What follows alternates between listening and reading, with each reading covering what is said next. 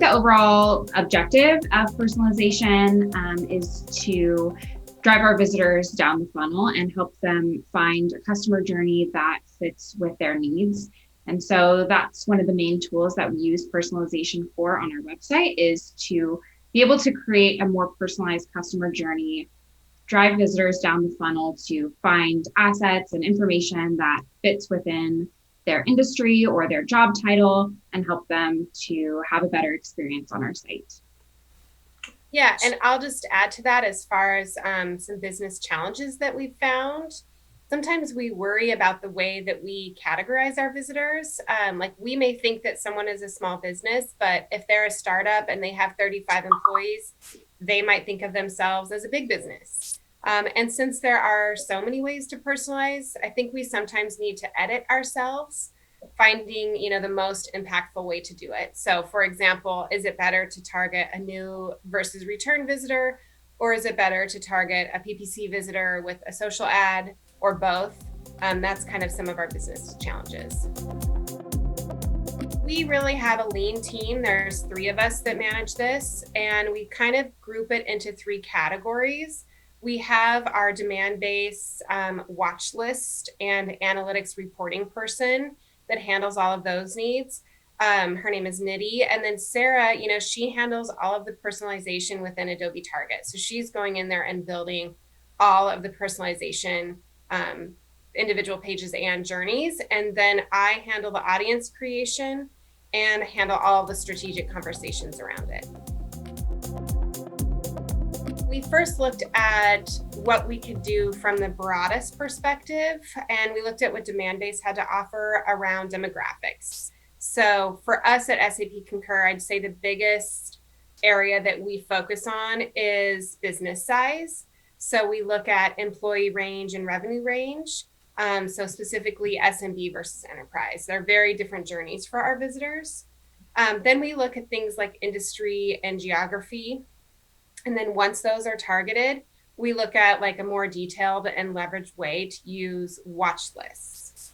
One of the ways that we have expanded, at least since when I started, is also expanding the use of Demandbase to a lot of our global partners and a lot of our other markets. So when I started, I think we had more of a focus on the US first, but since then we've been able to grow and incorporate a lot of our other markets. And some of our other markets, such as Germany, have a strong emphasis on industry and even geolocation within some of those Germany and Switzerland markets. They have a lot of unique aspects of them. So we've been able to use Demandbase to personalize for industry and some of those geolocations in a lot of the other global markets. Currently, we have around 75 different versions of personalization live on the site.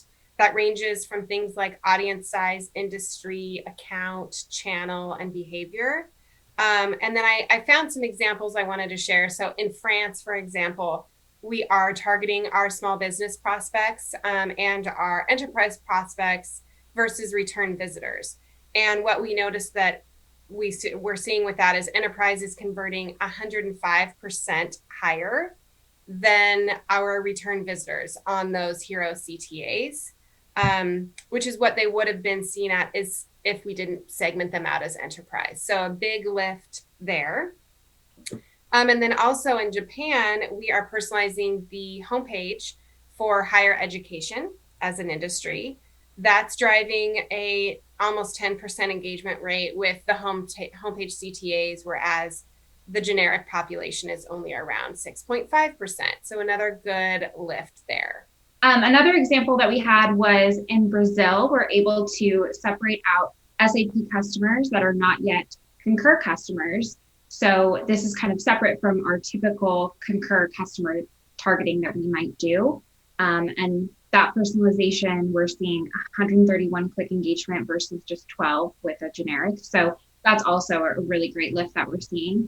But something else that I wanted to talk about in terms of results of personalization is also how this integrates with our A/B testing program. So we're able to run A/B tests for very specific industries, company size, geolocations, any type of personalization that we might see on our site. We're also able to run A/B testing on, which then when we determine a winner is converted into personalization on our site. So it's a way for us to prove out the value of personalization by incorporating A/B testing through those specific audiences.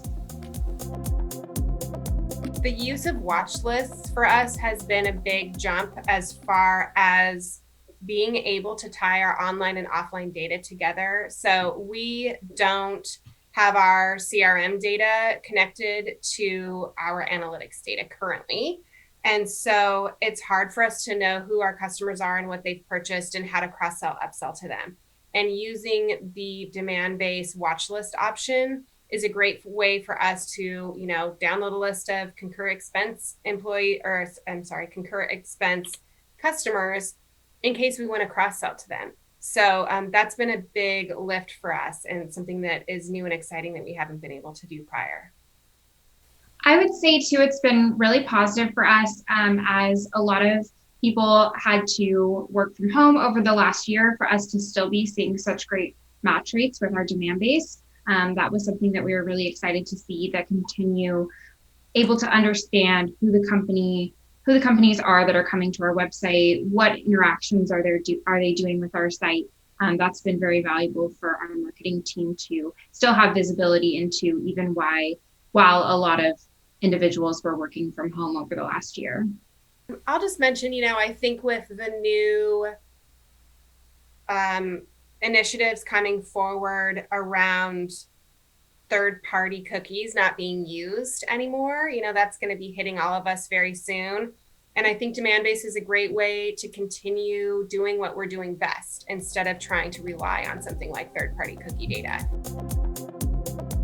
We are looking at expanding the use of Demandbase in other ways. For example, we're leveraging the display advertising option that we have within Demandbase. We're doing that for the first time this year. So we're seeing some really good results and reporting out on that. We're also looking at expanding the use of Demandbase into our Marketo experience. So personalized landing pages for our ABM team. So those are two ways that we're expanding the use of Demandbase today.